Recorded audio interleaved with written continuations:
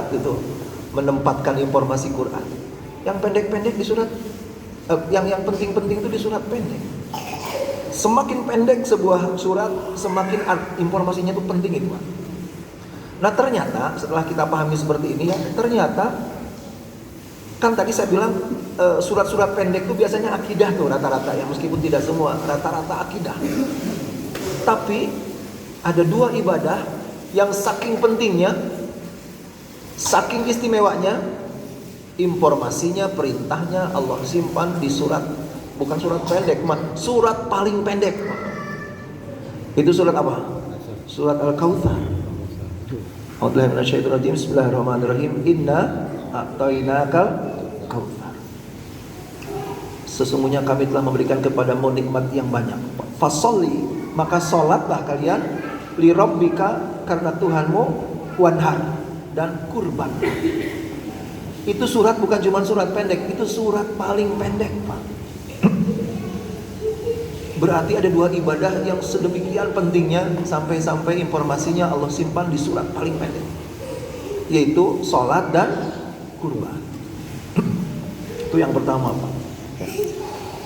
Kemudian dari surat Al-Kautsar ini juga ada keistimewaan kedua, yaitu bahwa kurban itu, bahwa sholat dan kurban adalah dua ibadah yang merupakan wujud utama syukur nikmat seorang muslim. Jadi kan saya harus sampaikan dulu nih bahwa seluruh ibadah itu pada hakikatnya adalah wujud dari syukur nikmat. Dan seluruh maksiat itu adalah kufur nikmat.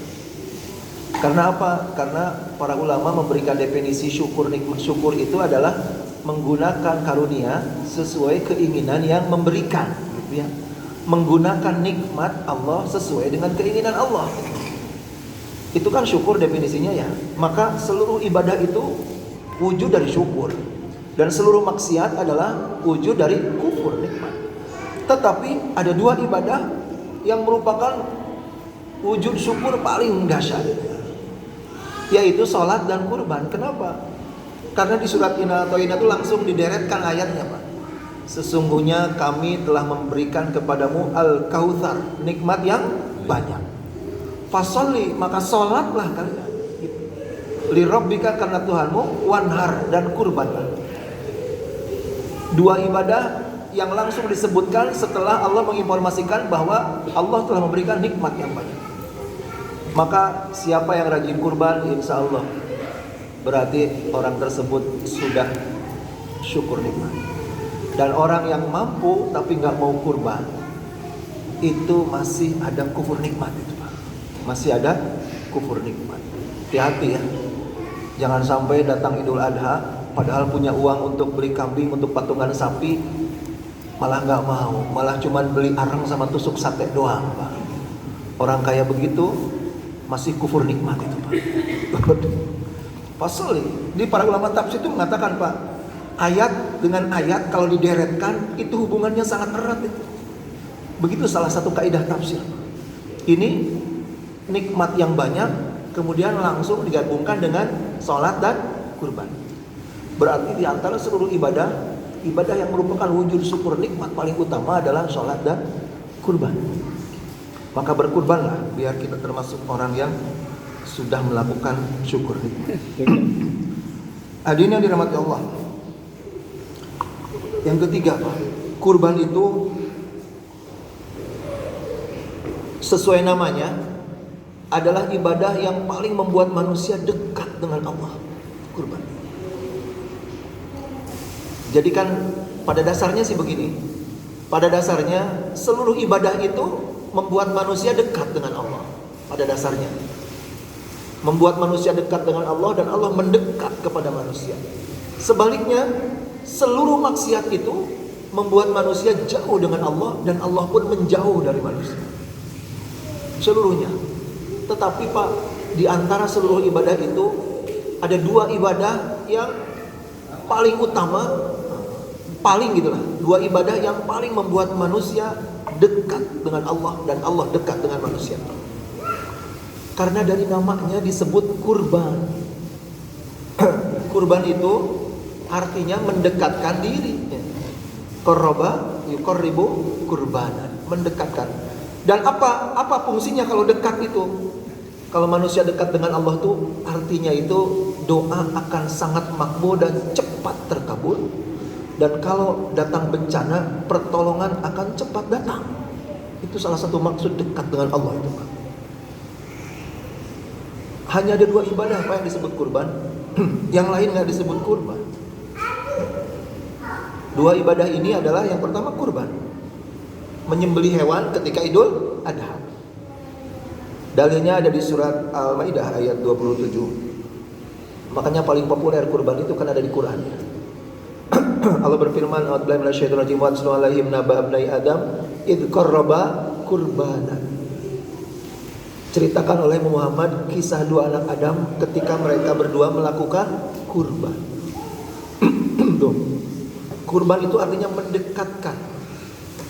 Jadi dari namanya saja ini sudah informasi Pak, bahwa kurban ini membuat manusia sangat dekat dengan Allah.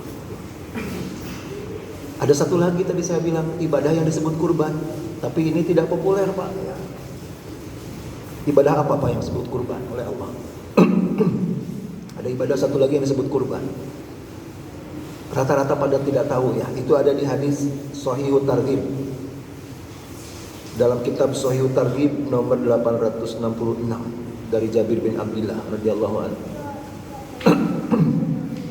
Rasulullah SAW pernah bersabda begini, as-salatu kurban. Salat itu kurban. Jadi tadi kita menunaikan salat itu kurban juga Pak.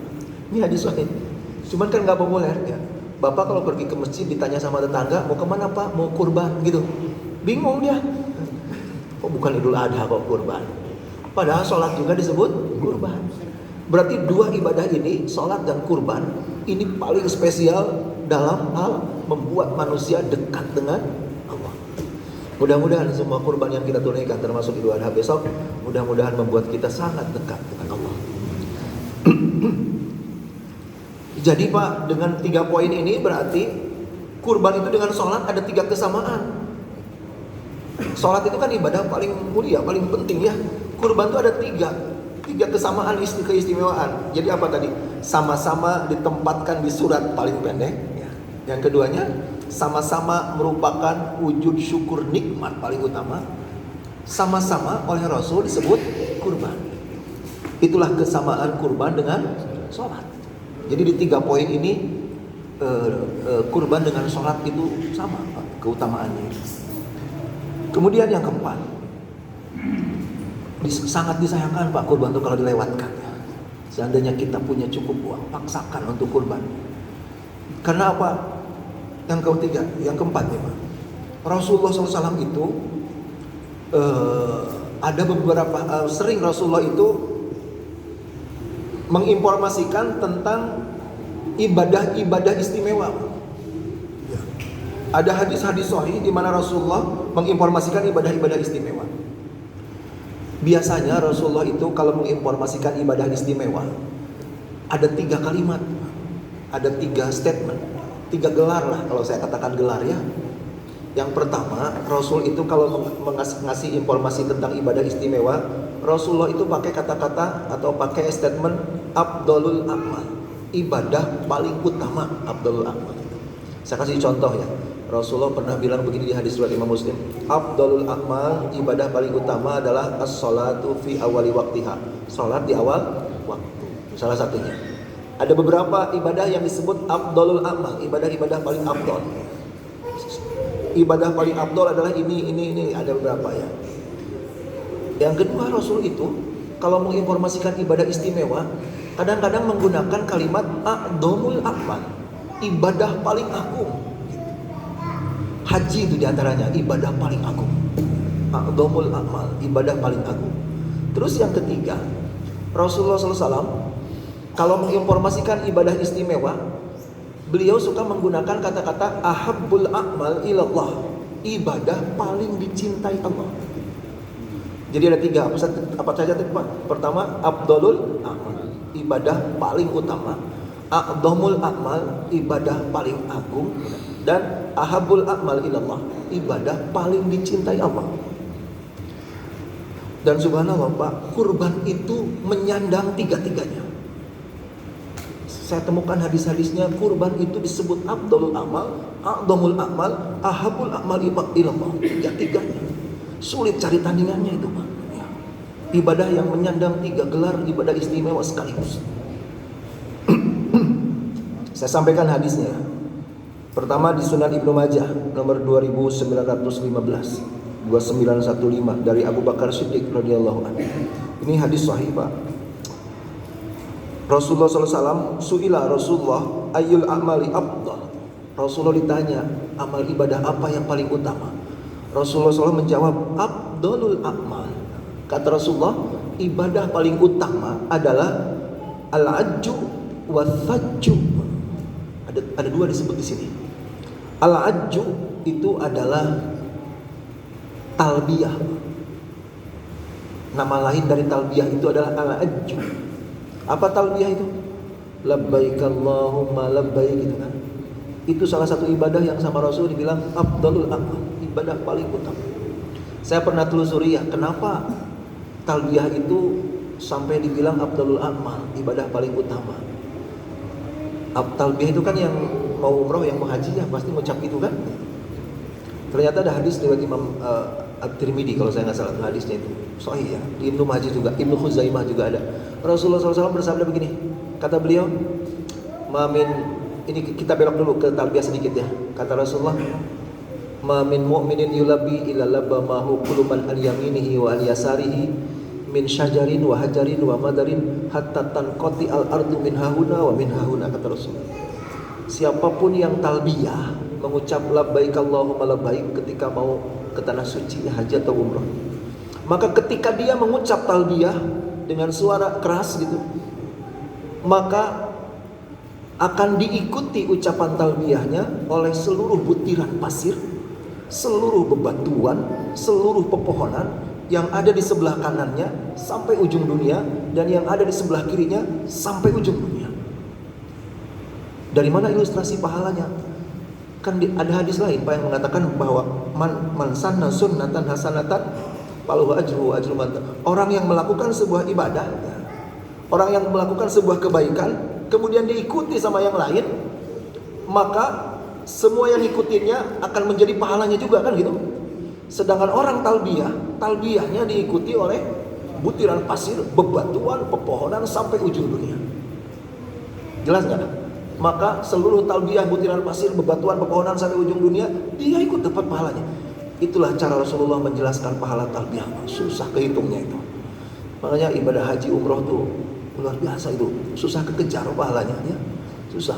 Kecuali oleh jihad, perang, mati syahid itu. Memang itu puncaknya, nggak bakalan bisa kekalahkan sama apapun ya.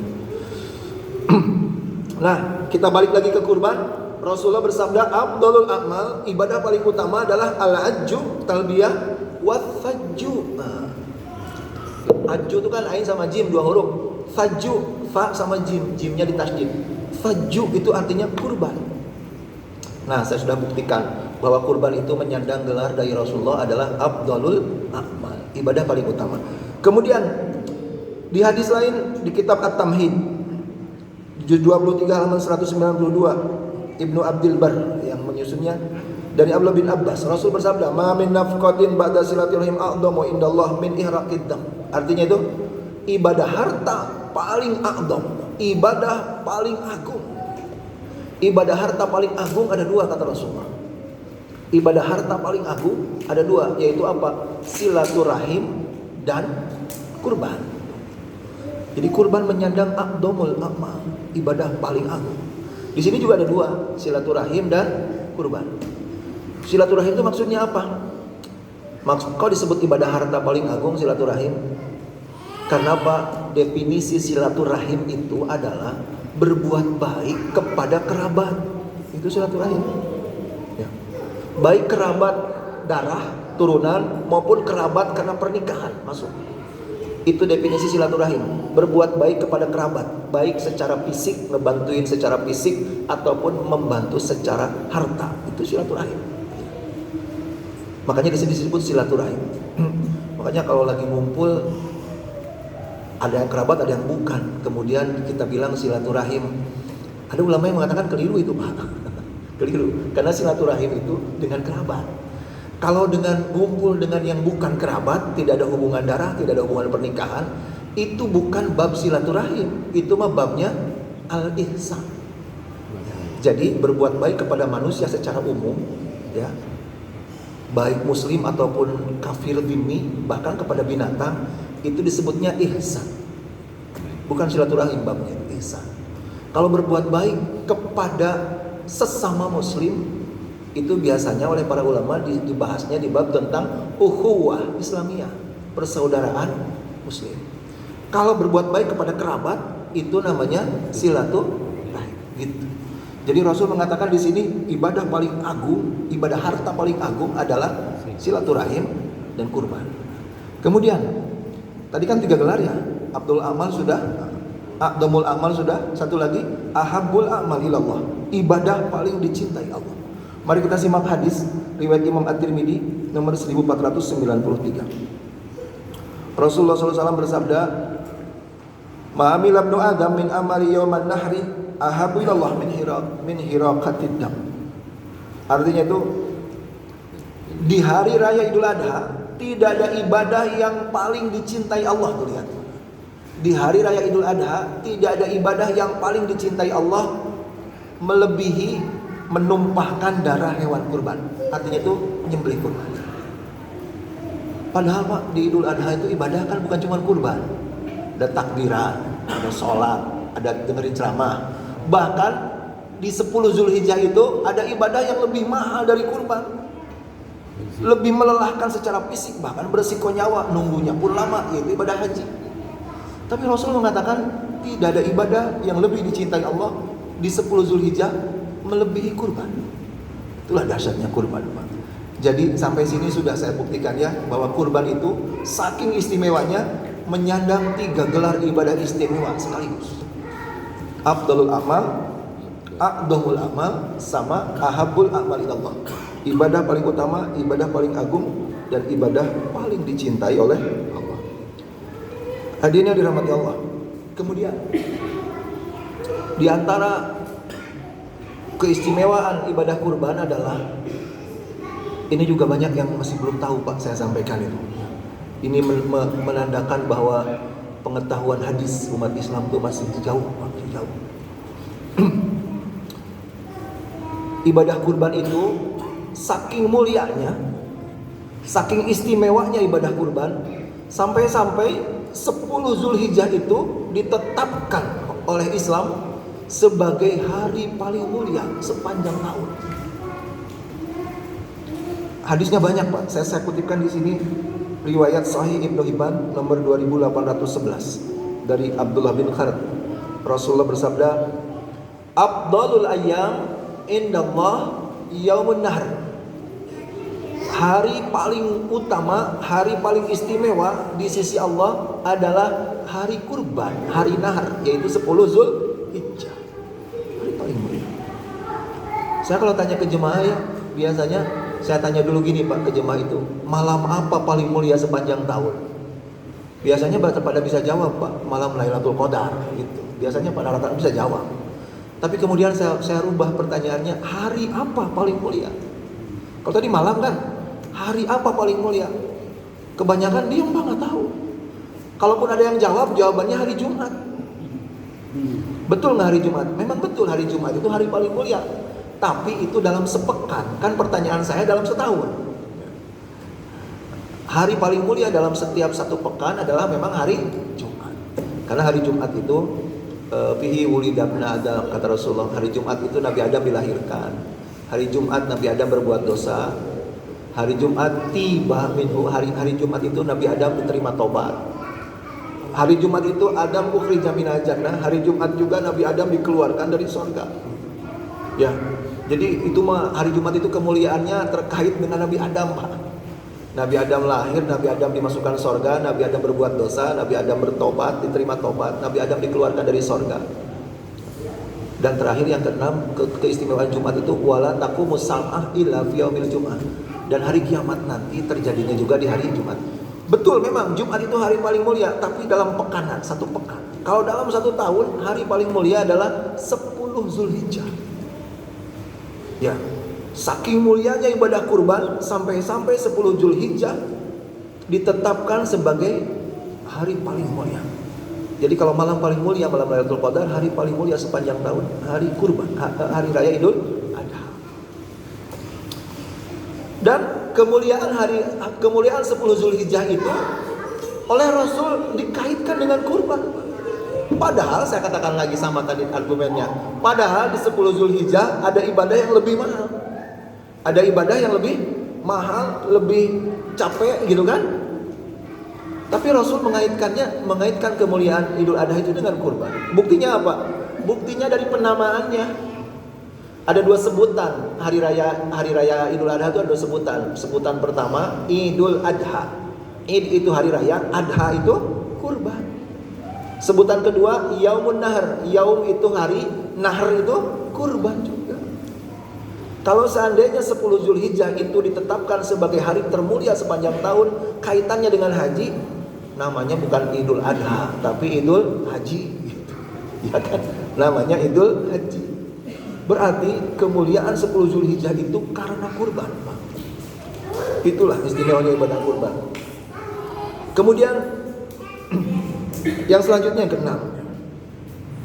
Ibadah kurban itu, Pak, saking istimewanya, saking mulianya, sampai-sampai 4 hari, 4 rangkaian ya, 4 hari pelaksanaan ibadah kurban. 4-4-nya ditetapkan sebagai hari raya. Wah, ini susah cari tandingannya nih, Pak. 4-4-nya ditetapkan oleh Rasulullah sebagai hari raya. Mana dalilnya, Pak? Jadi kalau ada di kalender Idul Adha itu merahnya 1, itu yang bikin kalendernya nggak tahu hadis berarti, Pak. Ya, kalender kita itu Idul Fitri malah 2 ya merahnya ya. Idul Adha malah 1. Kalau mau ngikutin hadis sesungguhnya Idul Fitri itu merahnya cuma 1. Idul Adha merahnya 4 harus. Ini dalilnya ya. Sahih Ibnu Hibban 2811. Bukan Sahih Ibnu, Abu Daud. Imam Abu Daud dalam hadisnya nomor 2419. Rasulullah SAW bersabda, mari simak. Hari raya itu ada 5 hari Pak dalam Islam. Yaumul Fitri kata Rasulullah ya, hari raya Idul Fitri, wa yaumun nahri, hari raya kurban 10 Zulhijjah, wa ayyamut tasyrik, dan hari tasyrik 11, 12, 13 Zulhijjah, aiduna ahlul Islam. 5-5-nya hari raya buat umat Islam. 5-5-nya adalah hari raya. Jadi Idul Fitri, Yaumun Nahr 10 Zulhijjah, ayyamut tasyrik 11, 12, 13 ada hari raya umat Islam. Ini dalil bahwa Idul Fitri itu cuma sehari, Bu, Pak.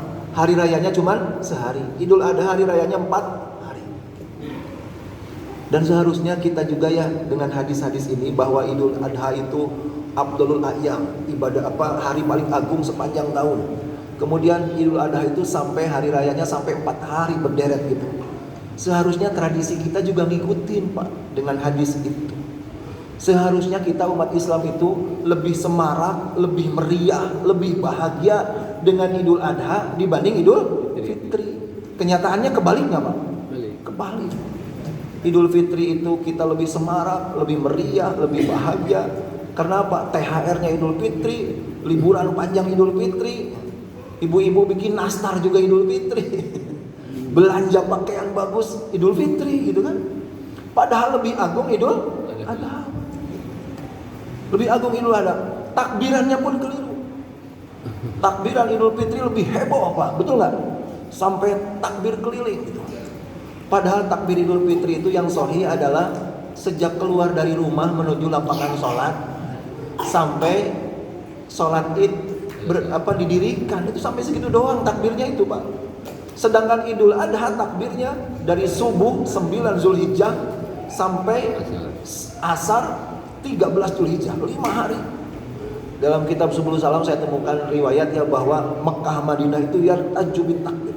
Mekah Madinah 5 hari dari tanggal 9, 10, 11, 12, 13 itu geger, Pak. Bahasa Sundanya mah genyeleng. Genyeleng, geger gemuruh dengan takbir. heboh dengan takbir. Karena orang-orang para sahabat Rasul di rumah, di pasar, di jalan, di masjid, takbir hampir non-stop. Itulah sunnah Rasul yang tidak ada sekarang. Sudah mati tuh ya. Seharusnya sepasar ini gemuruh takbir tuh 5 hari tuh Pak. Kita kan lebih heboh Idul Fitri. Seharusnya ngikutin ya. Jauh lebih agung Idul Adha dibanding Idul Fitri. Tapi ada yang bilang ke saya, katanya, Ustaz, ada suku di Indonesia yang sudah cocok tuh dengan hadis. Mereka itu lebih meriah, lebih semarak Idul Adha dibanding Idul Fitri. Saya tanya ke jemaah saya, suku apa itu memangnya? Suku Madura katanya. Madura itu dahsyat kalau Idul Adha itu di sana, semarak meriah gitu. Oh gitu ya, saya bilang bagus dong berarti. Tapi dibantah sama jamaah yang lain, katanya, Ustaz, Madura mah Idul Adha lebih semarak, lebih meriah daripada Idul Fitri. Belum tentu karena tahu hadisnya, katanya, belum tentu. Itu mah karena seluruh tukang sate di berbagai kota balik, katanya gitu ke Madura. Karena Idul Adha sate nggak laku gitu. Ada nggak orang Madura di sini? Iya kan? Rata-rata orang Madura kalau Idul Adha balik gitu. Pulang kampung. Kayak jualan sate. Di Sunda dan di Jawa juga ada yang sudah benar dikit ya. Orang Jawa dan orang Sunda menyebut Idul Adha itu dengan Raya Agung. Hari Raya Agung. Sedangkan Idul Fitri nggak disebut Raya Agung. Udah cocok itu sebenarnya tuh. Ya. Kedepannya sih saya berharap mudah-mudahan ya THR-nya pindah Idul Adha, liburannya pindah Idul Adha gitu kan. Kalendernya Idul Adha 4 hari gitu merahnya. Begitu harusnya ya. Hah? Nunggu lama dulu ya. Hadirin yang dirahmati Allah ya. Jadi terus juga gini Pak, Ayyamut Tasyrik itu dijadikan hari raya juga kaitannya dengan Idul Adha, dengan kurban, bukan dengan haji. Kenapa Ayyamut Tasyrik? Itu tahu nggak artinya tasyrik itu apa Pak? Disebut hari tasyrik itu apa tuh? Iya, bikin kere itu ngejemur daging gitu. Tasyrik itu nyimpan sesuatu benda di bawah terik matahari, itu tasyrik. Itu arti bahasa kita kan ngejemur. Ngejemur apa memang dulu itu? Ngejemur daging. Kata Sundanya mah bikin kere, dendeng kayak gitu. Itulah makanya berarti itu kaitannya dengan kurban. Padahal kan ada haji ya, kenapa nggak dikaitkan dengan haji? Itu dengan kurban. Kemudian yang selanjutnya, yang ketujuh nih, ibadah kurban itu, Pak ya, ibadah kurban itu satu-satunya ibadah yang namanya banyak loh Pak. Namanya banyak. Dan itu indikasi, itu adalah petunjuk tentang betapa istimewanya ibadah kurban. Karena dalam Islam itu begitu, sesuatu atau seseorang yang sangat mulia biasanya namanya banyak. Contoh nih, di Quran itu surat paling mulia kan surat Al-Fatihah. Surat Al-Fatihah itu namanya banyak, ya kan? Surat-surat lain coba namanya ada berapa? Kita nggak ngerti tuh ya. Surat, misalkan surat apa, soal Baqarah nama lainnya apa gitu kan? Ya, surat Al-Fatihah itu udah langsung sama Rasul dikasih nama banyak. Surat Al-Fatihah, surat Alhamdu, surat Ummul Kitab, Ummul Quran, Sab'ul Mathani itu berderet tuh. Nabi paling mulia, Nabi Muhammad. Nabi Muhammad itu namanya banyak. Kalau Nabi lain kita nggak ngerti itu nama lain. Nabi Ibrahim apa ada nama lainnya? Nggak tahu kita. Nabi Musa nama lainnya siapa? Nabi Muhammad itu di hadis Bukhari Muslim beliau bilang begini, Ana Muhammad, namaku Muhammad, wa ana Ahmad, namaku Ahmad, wa ana al-Mustafa, aku itu al-Mustafa, orang terpilih, wa ana al-Mahi, tuh nama Rasul itu al-Mahi itu, jarang yang tahu ini padahal hadisnya Bukhari Muslim, wa ana al-Mahi, namaku itu al-Mahi, al-Mahi itu sang penghapus. Maksudnya penghapus apa? Karena beliaulah yang dipercaya Allah menghapus kejahiliahan di muka bumi. Wa ana al-Hashir, namaku juga al-Hashir kata Rasul. Al-Hashir itu artinya sang penghimpun. Kenapa disebut al-Hashir? Penjelasan para ulama dalam syarahnya adalah karena semua umat Islam dikumpulkan di sekeliling Rasul di padang mahsyar. Jadi Muhammad, Ahmad, Al-Mustafa, Al-Mahi, Al-Hashir, ada 5. Belum sama orang-orang Arab disebut Al-Amin dan gelarnya itu.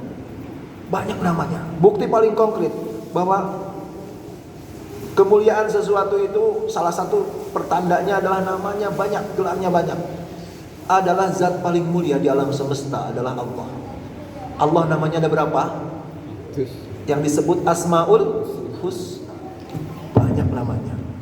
Dan ternyata ibadah yang paling banyak sebutannya, yang paling banyak namanya itu kurban doang, Pak. Ibadah lain coba, yang masuk rukun Islam aja, ada yang tahu nama lain ibadah haji? Pusing kan, nggak tahu kan ya ibadah haji apa? Di Indonesia suka dibilang jarah, itu mah ziarah ke kubur Nabi Muhammad gitu maksudnya mungkin. Ya, haji aja ada nama lainnya. Ya. Sholat nama lainnya apa? Sembahyang dari Hindu. Saum nama lainnya apa? Puasa juga dari Hindu itu, gitu. Nggak ada nama lainnya. Tapi kurban itu pertama namanya adalah kurban. Yang kedua namanya apa? Yang kedua namanya adalah adha. Makanya hari rayanya disebut Idul Adha. Nama lain dari kurban adalah nahr. Fasolli, sholatlah kalian lirabbika, karena Tuhanmu, wanhar, dan tunaikanlah nahr. Nahr itu kurban. Makanya Idul Adha juga oleh Rasulullah tadi disebut Yaumun Nahr. Nahr pakai hak kecil itu adalah kurban. Kemudian nama lain dari kurban adalah tadi sudah at-tajju. Ibadah paling utama tadi kata Rasulullah at-tajju, kurban. Nama lain dari kurban juga dari Quran. Ayat ini populer karena sering dibaca. Surat Al-An'am ayat 162. Allah berfirman, a'udzubillahi minasyaitonir rajim, kul, katakan Muhammad, inna sholati, sesungguhnya salatku, wa nusuki, dan kurbanku, wa mahyaya, dan hidupku, wa mamati, dan matiku, lillahi rabbil alamin. Semuanya adalah untuk Allah Rabbul Alamin. Di situ disebut apa di ayat ini berarti? Kurban disebut nusuk. Nusuk itu kurban juga. Ini yang paling cocok sama umat Islam Indonesia. Kurban disebutnya nusuk. Karena pas musim kurban biasanya kita nusuk-nusuk sate. Ya, qadarullah dia dibikin cocok itu. Ada lagi, Rasul itu terakhir, Rasul suka bilang, sering menyebut kurban itu dengan adzibhu. Sebenarnya artinya itu nyembelih itu, tapi Rasul suka menyebut adzibhu saja. Di antaranya hadis Sahih Muslim 1977. Kata Rasulullah, man kana lahu dzibhun yadbahu fa idza uhilla hilal dzilhijjah fala ya'khudana min sya'ri wa min adbarihi syai'an. Kata Rasulullah, barang siapa mau melakukan adzibhu, di situ kurban maksudnya. Barang siapa mau melakukan dzibhu, maka ketika masuk tanggal 1 Zulhijjah, sejak kelihatan hilal Zulhijjah, jangan motong kuku, jangan motong rambut, sampai hewan kurbannya disembelih kayak gitu. Itu disebut di situ dzibhu. Nah itu Pak, sampai 6 nama dari kurban. Hadirin yang dirahmati Allah. Kemudian kurban itu keistimewaan berikutnya, kurban itu adalah kita ambil dari ininya. Ada 3 nih Pak. Ada beberapa poin ini dari sejarahnya kurban itu. Sejarah kurban itu asal usulnya dari mana sih Pak? Dari kisah apa? Kisah Rasulullah itu kalau ditanya tentang kurban ya, pernah ditanya tentang kurban kata Rasulullah oleh para sahabat. Ma hadhil adhiyah, kata para sahabat, ya Rasulullah, kurban itu hakikatnya apa sih? Maka Rasulullah menjawab, millatu abina Ibrahim. Kurban itu adalah ajaran nenek moyang kita, yaitu Nabi Ibrahim. Pertanyaannya Pak, kenapa Rasulullah ketika ditanya hakikat kurban, kenapa beliau mengaitkannya dengan Nabi Ibrahim? Kenapa? Padahal ada yang lebih awal dari Nabi Ibrahim melakukan kurban, yaitu siapa? Qabil dan Habil. Coba jawabannya kenapa tuh Pak? Apa nggak dianggap sama Rasulullah Qabil dan Habil? Kenapa beliau ditanya kurban itu asal usulnya apa? Kurban itu adalah ajaran nenek moyang kita, yaitu Ibrahim. Kenapa nggak ke Habil? Gitu. Ya, saya telusuri jawabannya ya, ada 2 ya. Karena kenapa beliau mengaitkannya dengan Nabi Ibrahim, tidak dengan Qabil Habil? Karena kurbannya Qabil Habil tuh tata caranya sama sekali beda gitu dengan kurbannya umat Nabi Muhammad. Yang cocok tata caranya dengan umat Nabi Muhammad adalah kurbannya Nabi Ibrahim. Kurban Nabi Ibrahim itu kan domba disembelih gitu kan, sembelih. Kalau kurban Qabil dan Habil mah nggak disembelih, nggak disembelih. Kisahnya di Quran itu kan ada di surat Al-Maidah ayat 27 tadi. Watlu alaihim naba abnai Adam id qarraba qurbanan fatuqubila min ahadihima wa lam yutaqabbal min al-akhar. Ceritakan oleh Muhammad kisah dua anak Adam yang berkurban, maka kurban yang satu diterima, kurban yang satunya lagi ditolak, gitu kan? Itulah kurban Qabil dan Habil. Tapi Quran ceritanya cuma gitu doang, Pak. Ya. Quran ceritanya tentang begitu saja. Latar belakang kurban itu, di hari apa kurban itu, bagaimana tata cara kurbannya tidak dijelaskan. Penjelasannya ada di riwayat dari Abdullah bin Abbas di kitab Al-Bidayah wa Nihayah, jilid 1 halaman 86. Cukup susah nyarinya ini Pak, ini riwayat ini. Di Al-Bidayah wa Nihayah. Riwayatnya sahih oleh Ibnu Katsir. Dinyatakan riwayat ini sahih dari Abdullah bin Abbas. Tapi hadisnya panjang Pak ya, panjang. Saya bacakan sedikit nanti bahasa Arabnya ya. Jadi kurbannya Qabil dan Habil itu dari harinya saja nggak cocok. Bukan 10 Zulhijjah. Kalau Nabi Ibrahim itu ketika mau nyembelih Nabi Ismail itu 10 Zulhijjah. 10 Zulhijjah. Qabil dan Habil tidak ada riwayat tanggal berapa, hari apa gitu kan. Dan penyebabnya juga beda, bukan karena hari raya ya. Tapi kurbannya Qabil dan Habil itu adalah merupakan solusi yang Allah berikan terhadap permasalahan Qabil dan Habil gitu. Masalah apa Pak Qabil dan Habil? Masalah cewek, masalah perempuan. Ini juga ini pesan kepada umat Islam sampai akhir zaman ya. Siapapun kaum muslimin harus punya kemampuan mengendalikan hasrat birahi sama perempuan. Kenapa? Kalau tidak memiliki kemampuan itu akan berakhir seperti Qabil. Menolak aturan Allah gara-gara mengutamakan birahinya gitu. Jadi singkat cerita ginilah, dari sulung sampai bungsu anak Nabi Adam itu kan kembar-kembar terus. Sejodoh-sejodoh, laki perempuan. Ketika Qabil dan Habil sudah dewasa, sudah cukup umur untuk nikah, turun perintah Allah, nikahkan dua anakmu yang sulung dan adiknya. Gitu. Bagaimana aturannya ya Allah, kata Nabi Adam? Nikahnya tidak boleh dengan kembarannya.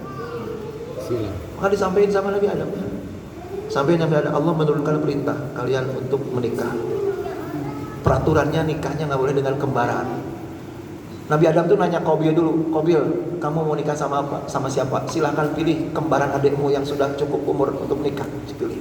Qabil tuh diam aja Pak, diam aja Qabil. Nabi Adam mungkin mikir, Nabi Adam menduga Qabil lagi mikir, lagi milih. Habil dulu, kamu pilih saudarimu, jangan kembaranmu, kembaran yang lainnya pilih. Habil itu bukannya milih kembaran adik-adiknya. Habil malah bilang, saya pengen nikah dengan kembarannya kakak gitu. Kembarannya kakak Qabil gitu. Maka Qabil yang tadinya diem langsung bereaksi. Qabil mengatakan, Anda ahakku bi ukhti minka, gitu kata Qabil. Ya, aku lebih berhak menikah dengan saudari kembarku dibanding kamu. Maka Nabi Adam paham itu. Kenapa Qabil tadi tanya diem aja. Rupanya Qabil itu sudah lama naksir sama kembarannya. Kata Nabi Adam, nggak bisa Qabil. Allah sudah memberikan aturan, tidak boleh menikah dengan kembaran. Nggak mau Qabil itu Pak. Dia rupanya udah dalam tuh naksirnya itu sama kembaran, nggak mau. Maka inilah Pak, Nabi Adam munazat kepada Allah. Ya Allah, ini bagaimana ini gitu? Gimana solusinya? Oleh Allah diturunkan solusinya, yaitu kurban. Suruh kedua-duanya berkurban. Itulah jalan keluarnya. Nanti salah satu kurbannya akan ditolak, salah satu akan diterima. Siapa yang kurbannya diterima, dialah yang berhak menikah dengan adiknya Qabil yang memang lebih cantik itu gitu. Jadi disampaikan sama Nabi Adam, Qabil, kamu pada dasarnya nggak boleh menikah dengan kembaran, tapi kamu boleh dengan syarat kurban kamu diterima gitu. Nah, dari sini sudah ada kemuliaan lain Pak, keistimewaan lain kurban itu. Sudah dapat keistimewaan lain, yaitu apa? Kurban itu ibadah pertama sepanjang sejarah. Kurban itu ibadah pertama yang oleh Allah dijadikan jalan keluar dari permasalahan pertama anak cucu Adam. Jelas nggak? Kurban itu ibadah pertama yang dijadikan solusi atas permasalahan yang menimpa anak cucu Adam.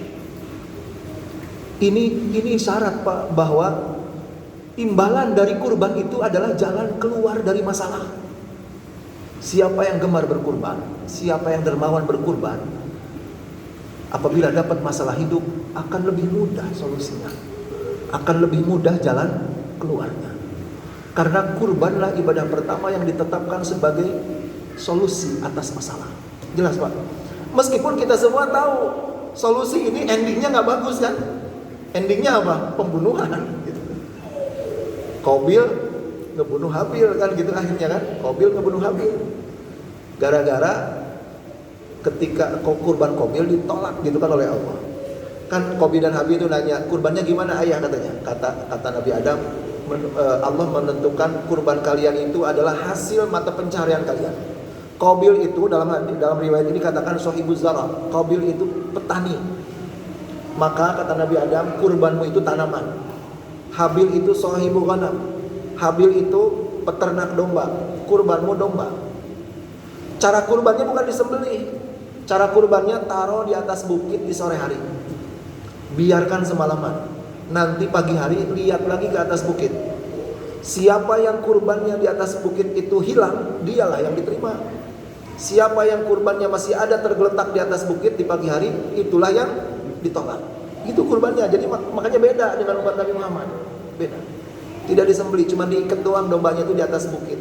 Sedangkan Qabil digeletakkan saja di atas bukit itu tanamannya itu. Itulah, maka kata Nabi Adam, kalian berdua berkurbanlah yang benar, yang baik, yang sebaik-baik barang, kurbankan kepada Allah. Karena akan menjadi penentu pernikahan kalian. Mereka ikutin tuh Pak, mereka taruh di atas bukit sore-sore, pagi-paginya dilihat, ketika dilihat ternyata yang hilang dari atas bukit adalah dombanya Habil. Tanamannya Qabil masih tergeletak di atas bukit. Maka saya bacakan sedikit nih di Bidayah wa Nihayah. Kata Qabil melihat bahwa yang diterima adalah domba adiknya. Qabil langsung bilang, la aqtulannak, aku akan bunuh engkau. Gitu. Ini pelajaran Pak. Satu pesan untuk umat manusia sampai akhir zaman. Allah menginformasikan tentang betapa salah satu bahaya dari amarah. Orang kalau marah, seringkali amarahnya itu salah sasaran Pak. Amarahnya itu nggak tepat sasaran. Qabil marah sama Habil sampai dibunuh Habil, tepat sasaran nggak tuh marah? Enggak. Kenapa? Memangnya ditolaknya kurban Qabil itu salahnya Habil bukan? Kan bukan. Itu kan ketetapan Allah. Harusnya kalau mau marah dia sama siapa? Sama Allah. Bahkan Qabil tuh marahnya sama dua orang. Sama Habil dia marah, sama ayahnya juga marah. Di atas bukit Qabil mengatakan, penyebab kurbanku ditolak adalah ayah memohon kepada Allah agar kurbanku ditolak dan kurbanmu diterima. Dia nyalahin ayahnya juga. Dia nyalahin Qabil, dia nyalahin Habil, adiknya dia nyalahin ayahnya. Padahal dua-duanya nggak salah. Keputusan nerima dan tolak itu. Maka dibunuhlah Habil, dan itulah pembunuhan pertama di alam semesta. Kemudian Rasulullah SAW di hadis Bukhari Muslim berkomentar, beliau mengatakan, ma qutila ibnu Adam ila ala ibni Adam al awal kiflu min damiha li annahu awwala man sannal qatl. Seluruh pembunuhan terhadap nyawa manusia sampai akhir zaman, Qabil itu ikut menanggung dosanya. Karena dialah manusia pertama yang nyontohin pembunuhan. Itulah yang disebut dosa jariyah. Maka para ulama meyakini azab di neraka yang paling pedih bukan cuma untuk Fir'aun, Namrud, Abu Jahal, Abu Lahab. Azab di neraka yang paling mengerikan salah satunya untuk Qabil. Karena dialah manusia dengan dosa membunuh yang paling banyak adalah Qabil. Saya kira sampai situ dulu ya. Azan dulu. Kita lanjutkan lagi Pak ya, bentar. Sebelum ke pertanyaan ini tanggung, kisah ini saya selesaikan dulu ya. Kisah Qabil dan Habil itu ada poin-poin yang jemaah saya di mana-mana belum pada tahu ya. Masih jarang yang tuntas baca ininya, baca hadis-hadisnya. Jadi pertanyaan dari sudah saya paparkan tadi, masih ada beberapa pertanyaan, 3 pertanyaan nih dari kisah tadi. Kenapa pembunuhan itu nggak bisa dicegah sama Nabi Adam? Ada yang tahu jawabannya, Pak?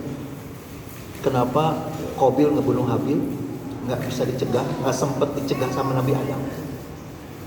Itu saya telusuri ya. Ada di riwayat ini juga ternyata di Al-Bidayah wan Nihayah Ibnu Katsir juz 1 halaman 86. Kalimatnya begini, "Fanazalat narun fa'akalat qurbana Habil wa tarakat qurbana Qabil." Kalimatnya begitu. Kalau ditafsir lebih panjang lagi tuh kalimatnya. Jadi kan tadi kurbannya Qabil dan Habil itu disimpan di atas bukit. Sore-sore, pagi-paginya ditengok, ternyata kurbannya Habil sudah tidak ada. Kemana kurban Habil itu? Kemana kurbannya Habil itu? Maaf, tadi pertanyaannya kenapa tidak sempat dicegah pembunuhan itu? Itu pertanyaan pertama ya. Adalah karena kalimatnya di sini wa dhahaba Adam liyahujja ila Makkah wastahpadus samawat ala bani. Jadi ketika Nabi Adam sudah menyampaikan bahwa solusi dari permasalahan kalian berdua itu, kata Nabi Adam, dari Allah adalah kurban. Sudah disampaikan cara kurbannya, kemudian kurban itu akan menentukan pernikahan itu gitu ya. Allah menurunkan perintah kepada Nabi Adam untuk mengunjungi Ka'bah. Dalam riwayat Ibnu Katsir dikatakan Allah berkata kepada Adam, "Ya Adam, innali baitun fil jannah." Wahai Adam, aku punya rumah di muka bumi. Aku perintahkan engkau untuk berziarah ke rumahku hari ini juga. Nabi Adam bertanya, di mana rumahmu di muka bumi ya Allah? Ada di Mekah. Maka dari riwayat inilah saya telusuri, mayoritas ulama meyakini bahwa yang membangun Ka'bah pun bukan Nabi Adam. Nabi Adam itu manusia pertama yang berkunjung ke Ka'bah. Jadi yang membangun Ka'bah siapa? Tidak ada riwayatnya, tapi para ulama meyakini para malaikat. Nabi Adam itu yang membangun, yang berkunjung pertama kali. Kalau Nabi Ibrahim itu kalimatnya di Al-Baqarah, wa id yarfa'u Ibrahimul qawaida minal bait. Dan ketika Nabi Ibrahim dan Nabi Ismail meninggikan pondasi Ka'bah. Jadi Nabi Ibrahim itu membangun ulang Ka'bah. Karena Ka'bah yang sudah ada sejak zaman Nabi Adam dihantam banjir di zaman Nabi Nuh, hancur, tinggal pondasinya doang. Dibangun ulang sama Nabi Adam. Maka Nabi Adam diperintahkan berangkat hari itu juga. Terjadilah pembunuhan itu. Kenapa Nabi Adam tidak mencegah? Karena Nabi Adamnya tidak ada di tempat. Ya, Nabi Adam menitipkan berangkat hari itu juga dan nitip keluarganya kepada Qabil. Nanti kabari aku siapa yang kurban kalian yang diterima, aku menikahkan kalian. Gitu. Nabi Adamnya entah bagaimana prakteknya di Ka'bah itu. Nabi Adam riwayatnya cuma ada beliau disuruh berkunjung, mengunjungi rumah Allah. Gitu. Kemudian pertanyaan kedua adalah kenapa kurbannya Qabil ditolak? Ini fikih, terkait dengan fikih kurban sedikit. Di sini dikatakan qarraba Qabil. Tadi kan Qabil itu sahibuz zara. Qabil itu adalah seorang yang petani ya. Qarraba qurbanahuma, qarraba Habil jada'ah samina wa kana sahibu ghanam wa qarraba Qabil hazmah min zar'in min radi'i zar'ihi. Artinya itu Qabil itu petani, maka dia mengorbankan tanaman yang sangat jelek. Sedangkan Habil seorang peternak yang dia kurbankan domba yang sangat sehat dan gemuk. Jadi riwayat lebih panjang ada di tafsir Al-Qurtubiyah. Si Qabil itu sampai seharian di kebunnya nyari setangkai tanaman yang paling busuk, paling layu, paling digigitin ular. Berarti saking apanya tuh? Ketahuan karakternya apa? Pelit, Pak. Padahal dia sudah dikasih tahu kurban yang paling baik karena akan jadi penentu pernikahan kamu, gitu kan? Tapi tetap aja kayak gitu si Qabil. Dia seharian itu cari tuh, ketemulah setangkai tanaman yang paling layu, paling busuk, digigitin ulat, dia bawa ke atas bukit. Sambil naik ke atas bukit dia liatin, Pak. Dia liatin ada beberapa daunnya yang masih seger, dia potek juga, dia makan. Saking pelitnya. Kemudian dia taruh di atas bukit. sayuran gitu, semacam tanaman. Entah disebutkan tanamannya apa. Entah disebut apa tanamannya itu. Adapun Habil, nah Habil itu domba samina, domba yang gemuk gitu. Domba yang sehat. Apa pelajarannya di sini, Pak? Berarti kalau kurban jangan yang sakit, jangan yang cacat, jangan yang jelek. Karena akan bernasib seperti Qabil. Bernasib seperti Qabil. Iya. Jadi Pak, mulai sekarang kalau nasehatin anak biar gak pelit gitu, jangan cuma cerita korun, Pak. Kenapa? Sebelum korun ada sosok yang sama pelitnya. Ditakdirkan namanya sama-sama berawalan huruf Q. Satu korun, yang satu Qabil gitu. Tuh ya, pertanyaan terakhir ya, sebelum kita ke tanya jawab sedikit. Domba di atas bukit itu hilang, kemana hilangnya? Tadi sudah saya bacakan kalimatnya. Pana jalan narun minas sama fa'akalat kurbana Qabil wa tarakat kurbana Habil. Jadi di malam hari itu Allah mengambil kurbannya Habil dengan cara turun semacam lidah api sangat panjang dari langit, melilit kurbannya Habil, melilit domba itu. Sedangkan tanamannya Qabil nggak disentuh oleh api itu, dililit, ditarik ke langit, dililit lidah api, tapi nggak terbakar sehelai rambut pun. Allah Maha Kuasa melakukan seperti itu, Pak. Nabi Adam saja dibakar dalam satu riwayat itu 40 hari 40 malam, nggak ada seujung rambut terbakar. Ini dombanya Habil dililit api tapi tidak terbakar, cuma ditarik saja ke langit. Kemudian, nah ini poin keutamaannya di sini. Saya cari-cari riwayat, ya, yang sahih. Dibawa ke mana itu dombanya Habil? Gitu. Ditarik ke langit itu sekarang ada di mana? Dibawa ke mana dombanya Habil? Saya cari cukup lama, sulit. Tapi ketemu juga akhirnya ya dalam dua kitab, dalam kitab Ad-Dur Al-Manthur di 5 halaman 259, Imam As-Suyuti, seorang pakar hadis terkemuka, Imam As-Suyuti, Jalaluddin As-Suyuti, dan juga Ibnu Katsir dalam tafsir Ibnu Katsir juz 3 halaman 77, bi isnadin sahih wa bi isnadin zayyid, dengan sanad sahih dan zayyid. Zayyid itu baik sanadnya. Kemana? Saya menduga awalnya domba itu masih di langit. Berarti yang di langit berarti makhluk hidup yang di langit bukan cuma Nabi Isa, dombanya Habil. Ternyata bukan, Pak. Di sini dikatakan fa khazanahullah fil jannah arba'ina kharifan wa huwal kabsul ladzi dabahu Ibrahim. Domba itu dibawa ke langit dan disimpan di sorga 40 kharif, 40 masa, 40 musim, entah seberapa lama. Kemudian diturunkan ke dunia, wa huwal kabsul ladzi dabahu Ibrahim. Itulah domba yang disembelih oleh Nabi Ibrahim sebagai gantinya Nabi Ismail. Makanya kembali ke pertanyaan tadi, kenapa Rasulullah ketika ditanya kurban itu hakikatnya apa? Ajaran nenek moyang kita Ibrahim. Kenapa nggak ke Habil? Pertama, tata caranya tidak sama kalau Habil. Kedua, ketika Rasul mengatakan kurbannya Nabi Ibrahim, toh masih nyambung kok. Kurban Habil dengan kurbannya Nabi Ibrahim masih nyambung. Nyambungnya apa? Dombanya itu juga. Ya. Dari kisah ini, informasi keistimewaan ibadah kurban adalah bahwa ibadah kurban itu ibadah harta yang paling dahsyat. Kenapa? Sampai-sampai objek ibadahnya berupa hewan sempat ditaruh di surga. Dan berarti ini juga semacam informasi, jangankan pengurbannya, hewan kurbannya pun pernah masuk surga. Jelas nggak? Hewan kurbannya pun pernah masuk surga, apalagi pelakunya. Makanya sangat disayangkan ya kalau orang punya uang Idul Adha cuman beli tusuk sate doang. Mudah-mudahan di sini nggak ada ya. Saya kira sampai di situ, Pak. Kalau mau pertanyaan silahkan. Ya.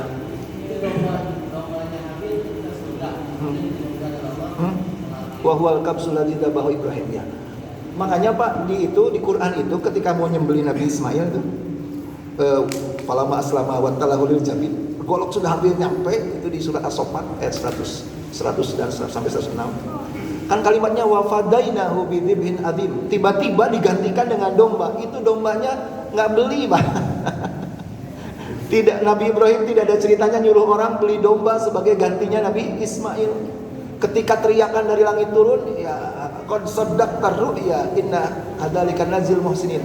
Kata Allah langsung dari langit, Allah berfirman kepada Nabi Ibrahim, wahai Ibrahim, engkau telah membenarkan wahyu itu, gitu kan? Wa fadainahu bidzibhin. Seketika diganti dengan domba. Itu dombanya langsung itu ada di sampingnya, gitu kan. Silakan.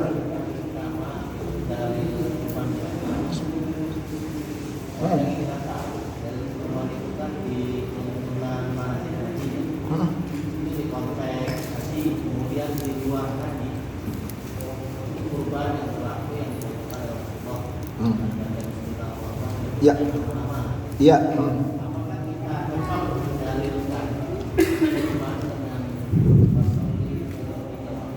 Iya.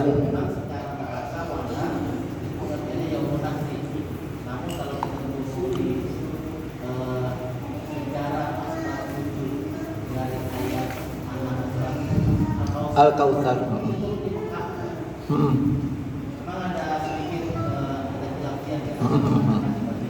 Iya.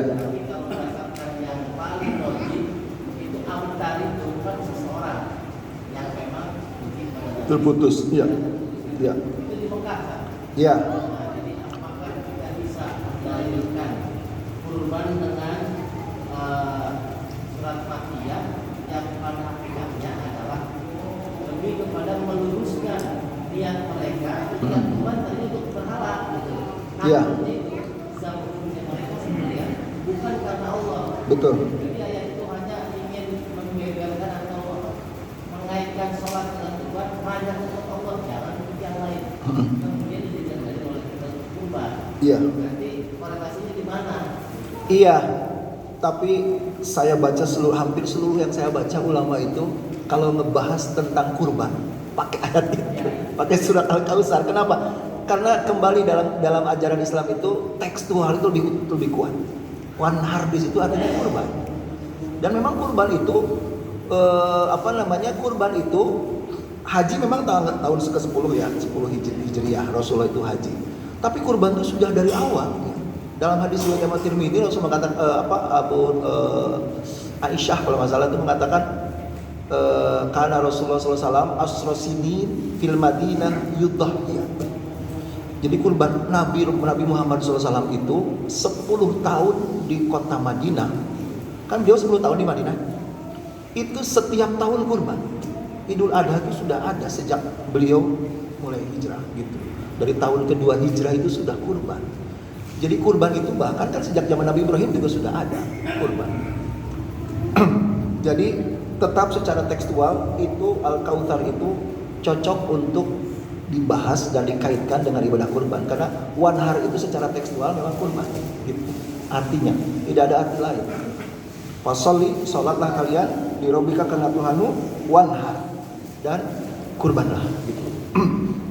Ada lagi yang bertanya? Iya, silakan.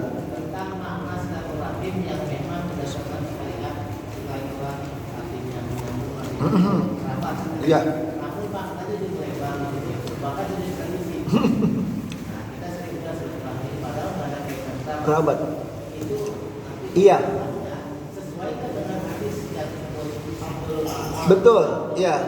Memang saya katakan pengklasifikasian tadi yang saya bilang ya, kalau berbuat baik kepada sesama manusia, muslim, non muslim, kepada binatang bahkan itu ihsan namanya.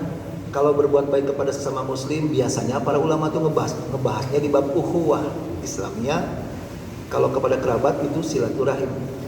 Tapi tidak semua sepakat itu klasifikasi itu. Ada juga ulama yang pernah saya baca, saya lupa ya, yang mengatakan bahwa kebaikan kepada manusia secara umum sama aja silaturahim. Karena kita ini sama-sama sekeluarga dari Nabi Adam. Karena gitu Pak, sama-sama Nabi Adam. Tapi yang lebih kuat menurut saya klasifikasi tadi. Kenapa? Karena Rasulullah SAW mengatakan begini di hadis Bukhari Muslim ya, as-sadaqatu alal miskin sadaqah. Sedekah kepada fakir miskin itu pahalanya cuma satu, pahala sedekah saja. Wahia ala birrahim isna.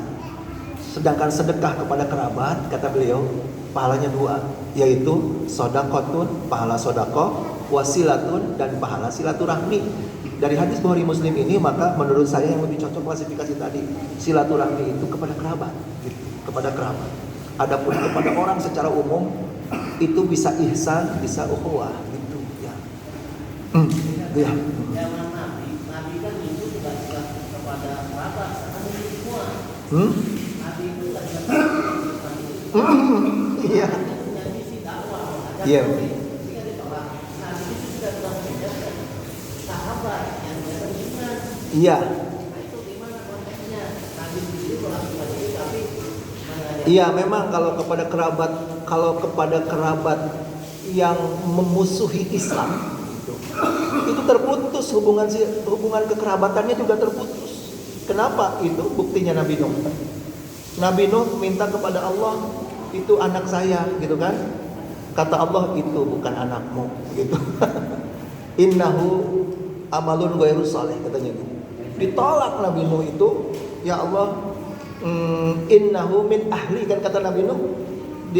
Nabi Nuh munajat kepada Allah melihat anaknya timbul tenggelam di ombak. Kata Nabi Nuh, ya Allah, diakan keluargaku. Innahu laisa min ahlika, dia bukan keluargamu. Gitu, ditolak sama Allah. Maka Rasulullah kenapa enggak silaturahim dengan kerabatnya? Karena kafir harbi, Pak. Sudah tidak ada kewajiban silaturahmi dengan kafir harbi, Pak, gitu. Tapi beliau dengan kerabat-kerabatnya yang muslim, ya seperti Hamzah gitu kan, seperti Abbas gitu kan, beliau tuh sangat baik, sangat baik.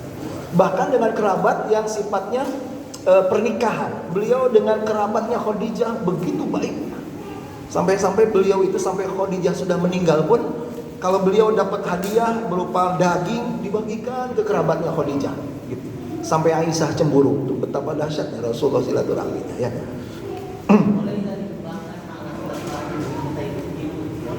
Ada, memang nggak masalah, karena ada ulama yang berpendapat begitu. Kok sama-sama dari Nabi Adam kok, gitu. Sama-sama dari Nabi Adam, sama-sama kerabat lah gitu. Tapi itu pendapat yang menurut saya kurang kuat. Yang kuatnya adalah kerabat aja. Silaturahim itu kerabat. Sok, udah? Yang lain? Yang lain? Masih. Enggak usah pakai itu. Enggak apa-apa, yang lain dulu. Kapan mau ngaji di sana? Kok nggak dihubungin lagi? Setelah ini bicarakan Ustaz. Terima kasih atas waktunya. Pertanyaannya hanya mengulang sebenarnya Ustaz. Hah? Mau menanyakan itu aja. Apa aja larangannya di bulan Zulhijjah itu? Selain motong kuku dan rambut. Setahu saya itu doang, Pak. Oh, gitu aja. Larangannya itu doang. Sampai waktu penyembelihan ya. Bukan sampai Idul Adha ya, sampai kurbannya selesai disembelih. Oh gitu. Karena apa? Kalau disembelihnya tanggal 13 berarti 13 hari itu. Ya, sampai kurbannya selesai disembelih. Ya makanya dari Jumat kemarin saya nggak gunting kuku. Ah itu biarin aja panjang, nggak apa-apa. Bersihin Nah, itu aja. kan kemudian. Iya betul. Artinya itu mau dilakukan kita nggak ada urusan. Iya, nggak usah cari hikmahnya, nggak usah pusing cari hikmah. Kemudian sebenarnya Suka ada yang nanya, Ustaz apa hubungannya sih katanya potong kuku sama nyembelih hewan? Belum ketemu.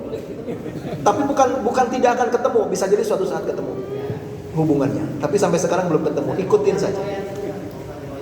Dan tidak ada ini Pak. Hadisnya Bukhari Muslim kok itu. Bukhari Muslim, di riwayat Imam Muslim ada. Man ahalla hilal Dzulhijjah. Gini kalimatnya dalam hadis riwayat Muslim.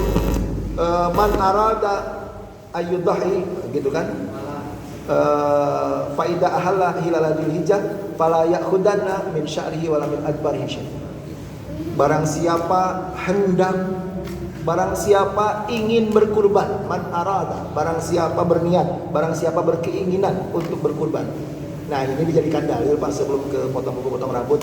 Ini yang dijadikan dalil oleh mazhab Syafi'i, mazhab Imam Ahmad bahwa kurban itu bukan wajib tapi sunnah muakkadah saja. Karena ada kata-kata apabila datang 1 Dzulhijjah buat barang siapa yang ingin berkurban, itu berarti sunnah.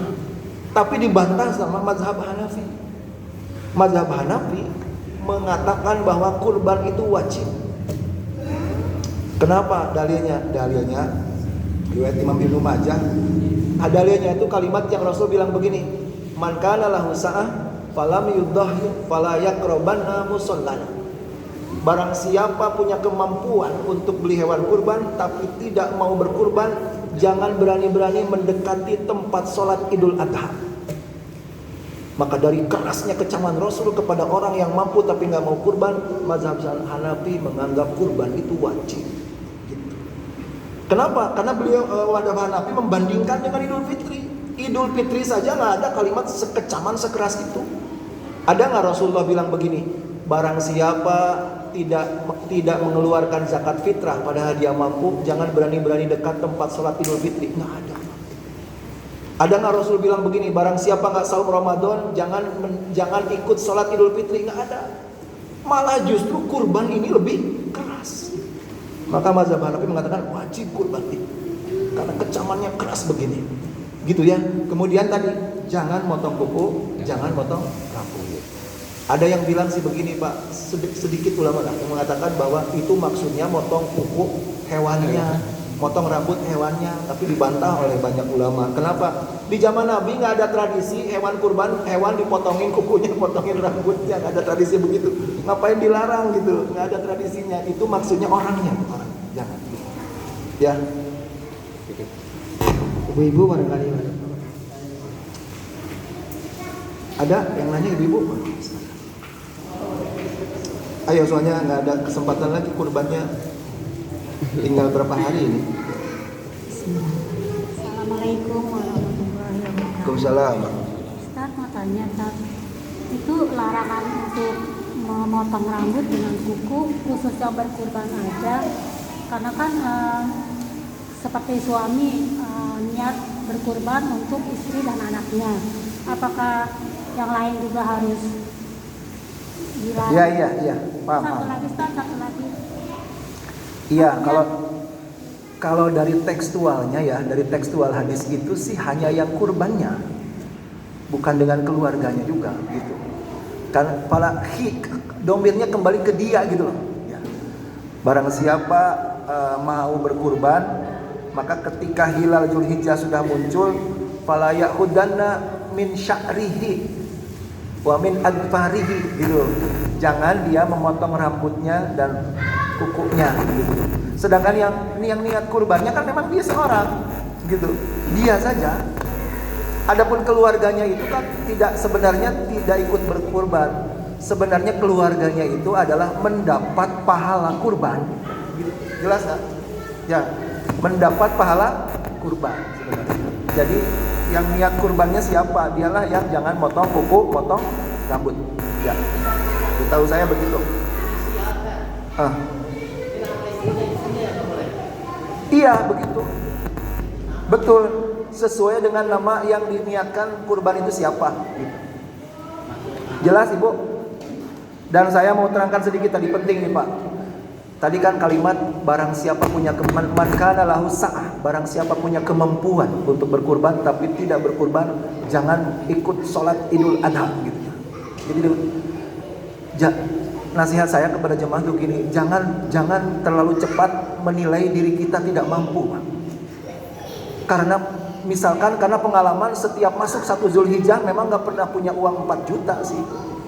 Setiap masuk 1 Dzulhijjah nggak punya uang 3,5 juta, berarti saya memang tiap Idul Adha juga nggak pernah mampu. Itu belum tentu benar, Pak. Untuk menilai diri kita tidak mampu harus lihat penghasilan setiap bulan. Apabila penghasilan setiap bulan dikurangi kebutuhan pokok masih ada sisanya, yang mana kalau sisanya ini ditabung setahun juga kebeli itu kambing, sebenarnya orang seperti ini mampu, Pak. Atau kalau setahun belum ngumpul, 2 tahun ditabung kebeli itu, sebenarnya orang seperti ini mampu. Yang betul-betul tidak mampu itu adalah orang yang setiap bulan penghasilan dikurangi kebutuhan pokok itu habis. Itu bahkan minus kayak begini memang tidak mampu. Banyak ulama yang mengatakan bahwa di akhirat ini akan ada umat Islam yang diadili Allah karena tidak menunaikan ibadah haji. Dan ketika diadili, dia membela diri dengan saya tidak mampu. Nanti dibantah itu, Pak. Karena setiap bulan juga penghasilan dia ada lebihnya. Cuman karena tidak pernah niat, lebihnya habis aja buat senang-senang gitu. Orang seperti ini sebenarnya mampu. Dan nanti orang yang tidak haji itu dalam hadis, Pak, barang siapa mampu manis atau Yahudi falam Yahudi mata Nasranian atau Yahudian, hadis Bukhari Muslim. Barang siapa mampu untuk haji tapi tidak berangkat haji, maka ketika meninggal statusnya Yahudi atau Nasrani atau Majusi. Berat itu. Maka seorang muslim yang baik itu sebelum setiap tahun itu, sebelum punya uang ngumpul untuk seekor kambing kurban, jangan dulu rekreasi, jangan dulu ganti HP, jangan dulu cicil ini cicil itu. Lewat Idul Adha, lewat kurban sekarang, kumpulkan dulu uang untuk beli kambing gitu. Nanti Idul Adha depan, kalau sudah ngumpul simpen, baru tuh boleh bersenang-senang. Ya, jelas ya? Cukup ya? Masih ada lagi? Masih ada lagi? Cukup ya? Udah malam ya? Satu lagi, Ustaz. Oh, satu lagi. Terakhir. Sok. Terserah panitia aja.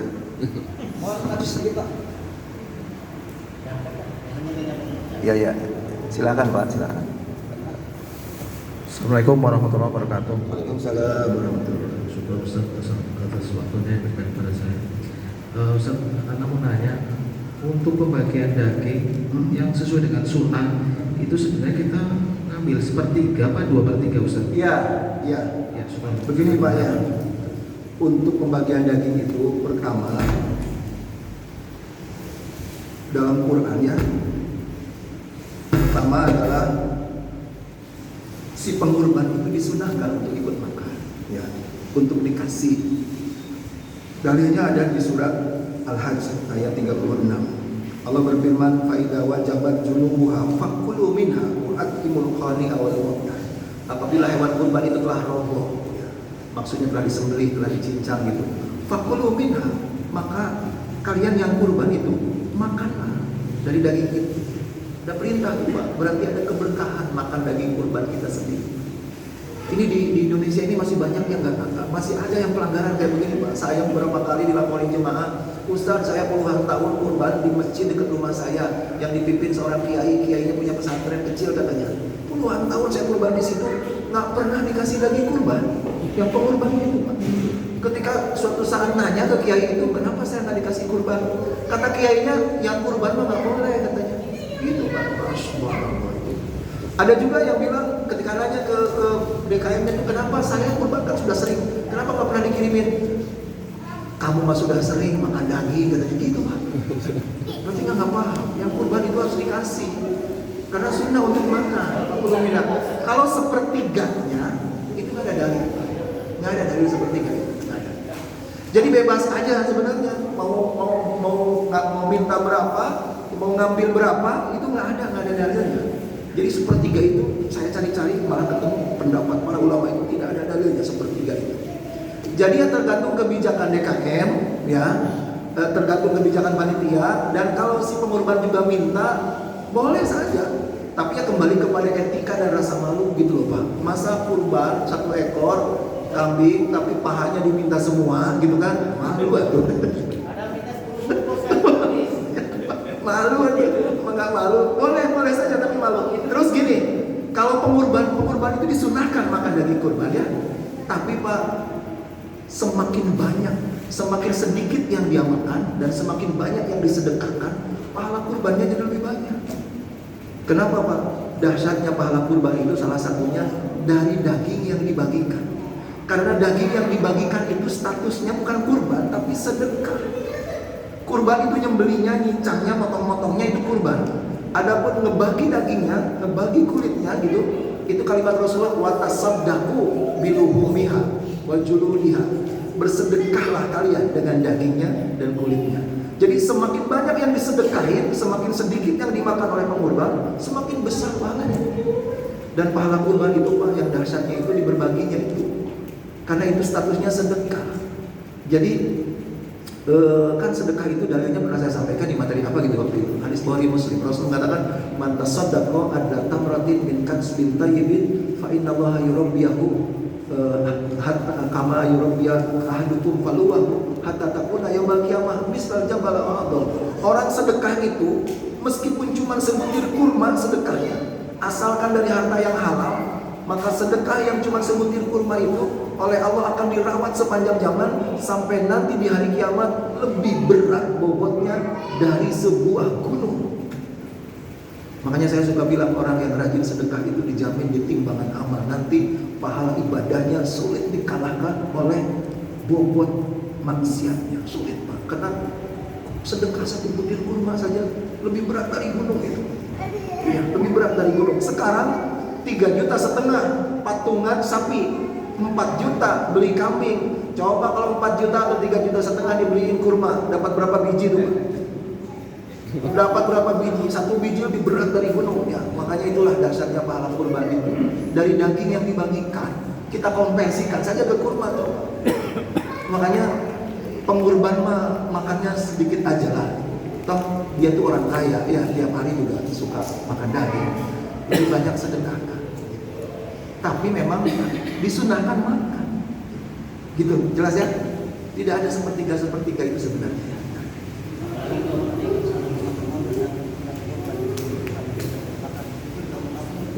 Iya, kamu masih terjadi seperti itu. Ya, nggak ada riwayatnya. Larangan pengurban makan daging kurban itu nggak ada. Entah dari mana itu. Justru bertentangan dengan Quran. Fakulu minha, makan kamu dari itu.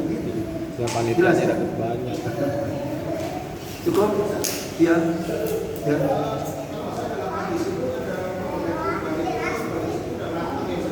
Hah? Mateng. Enggak ada dalilnya, justru dipasak dulu gitu. Enggak ada. Oh, enggak ada Pak. Enggak ada. Saya nggak pernah menemukan dalil daging kurban dibagikan matang. Enggak menemukan dalilnya. Enggak ketemu. Saya nggak pernah baca. Kalau alam, silakan riwayat siapa. Kalau akikah ya. Iya. Tidak ada kalau kurban. Kalau akikah memang ada perdebatan di situ ya.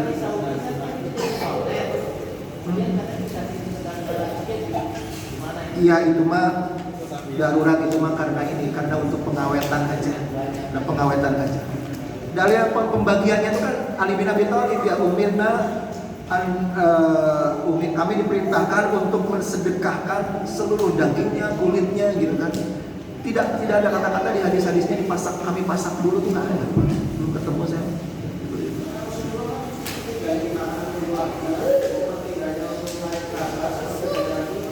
Nah itu dia hadis itu tidak ada. Ya, belum ketemu sama saya itu hadisnya, dan para ulama itu mengatakan bahwa dalil sepertiga buat pengurban itu. Adapun gini Pak, kalau sudah dikasih kita dagingnya dapat, kemudian kita masak dulu ya, bukan sama panitia, sama kita dipasaknya, kemudian kita bagikan, boleh aja. Sama si pengurbannya, boleh kalau kayak gitu. Bukan panitia yang ininya ya. Kalau pengurbannya dapat daging, kemudian dikasih matang gitu kan, boleh. Itu pahalanya udah lain Pak. Kalau kita berbagi mentahnya itu lebih kepada sedekah. Kalau berbagi makanan yang sudah tinggal makan itu lebih kepada jenis ibadahnya itu it'am, berbagi makanan. Lain lagi. Dan pertanyaan yang tipikal pertanyaan gini, ada lagi pertanyaan yang sering ditanyakan ke saya. Lebih bagus mana Pak? Kurban di rumah sendiri, dagingnya dibagikan ke tetangga, atau di kampung halaman kurbannya di banyak kerabat, atau dikirim ke Palestina di mana orang menderita banget di Palestina, atau di tempat bencana, atau di tempat konflik gitu. Banyak sekali ditanyakan di majelis taklim. Saya suka jawab begini Pak. Kurban di rumah sendiri, dagingnya dibagikan ke tetangga, ada pahala lebih. Pahala lebihnya apa? Berbuat baik kepada tetangga. Berbuat baik kepada tetangga itu pahalanya 10 kali lipat dibanding kepada yang bukan tetangga. Itu ada hadisnya riwayat Imam Abu Daud. Sama juga berbuat maksiat kepada tetangga, dosanya 10 kali lipat. Gitu. Jadi ketika kita kurban di masjid dekat rumah, dagingnya dimakan sama tetangga-tetangga, ada pahala lebih berbuat baik kepada tetangga. Rasul itu sampai bilang begini, Jibril seringkali wasiat kepadaku untuk berbuat baik kepada tetangga, sampai aku menduga pada akhirnya tetangga akan dapat waris. Sampai begitu. Kalau di kampung halaman, di mana ada orang tua, ada paman, ada ponakan gitu, itu pahalanya, pahala lebihnya apa? Silaturahmi, berbuat baik kepada kerabat. Kalau dikirim ke tempat bencana, ke Palestina, tempat konflik, di mana orang menderitanya sangat parah, itu juga ada pahala lebih. Pahala lebihnya apa? Kaidah sedekah itu gini Pak. Sedekah itu semakin kita semakin yang menikmatinya adalah orang yang kemiskinannya sangat parah, penderitaannya sangat parah, semakin pahalanya berlipat ganda. Dalilnya di surat Al-Balad, au miskinan dza matrabah. Jadi sedekah itu akan lebih besar pahalanya kalau dikasih kepada miskinan dza matrabah. Orang miskin yang benar-benar parah kemiskinannya. Orang menderita yang benar-benar parah penderitaannya. Gitu. Jadi di kampung di rumah sendiri bagus, ke kampung halaman ada kelebihan juga, dikirim ke tempat orang yang menderitanya parah ada bagusnya juga. Gitu. Satu lagi, daging kurban itu akan menjadi lebih besar pahalanya kalau dikonsumsi oleh orang-orang soleh. Karena Rasul mengatakan liyakul ta'amakum al-solihun, hendaklah yang memakan makananmu orang-orang soleh. Maka kurban dikirim ke pondok pesantren, dimakan oleh orang-orang yang anak-anak yang sedang hafal Quran, oleh guru-guru tahfidz. Ada kelebihan. Jadi gimana dong? Kalau ada yang nanya, Ustaz, jadi bagusan di mana? Yang bagus saya bilang kurbannya 4 ekor. Rumah 1, di kampung 1, kirim ke Palestina 1, kirim ke pondok 1. Gitu. Kalau nggak sanggup kayak gitu, kelilingin, kadang-kadang di rumah, kadang-kadang di kampung, kadang-kadang gitu, ya biar dapat semua Pak. Saya kira cukup ya. Terima kasih atas perhatiannya. Sebenarnya nih kalau dilanjutin masih 4 pertemuan. Cukup sajalah, sampai di sini juga sudah cukup. Mudah-mudahan termotivasi. Buat yang baru niat, buat yang belum niat, mudah-mudahan jadi niat. Yang sudah niat belum daftar, segera daftar ke panitia. Yang daftar tapi belum nyetor uang, segera nyetor, belum keburu berubah pikiran. Yang sudah nyetor dengan dalil-dalil keistimewaan yang saya sampaikan, mudah-mudahan kepikiran buat nambah gitu. Jadi saya suka bilang orang kaya kalau kurban itu malu dong patungan melulu gitu. Beli HP, beli motor, beli rumah nggak patungan, giliran buat surga mau patungan. Orang kaya tuh beli sapi seekor. Malu sama Rasulullah. Rasulullah itu miskin Pak. Seringkali nggak ada makanan di rumahnya Rasulullah itu. Tapi beliau itu pernah kurban seorang diri mi'ata badana, 100 ekor unta sendirian. Malu apa nggak malu sama Rasulullah patungan melulu gitu. Jadi orang kaya mah kalau patungan juga jangan 7 atau patungan ke 3 orang gitu Pak. Malu ya.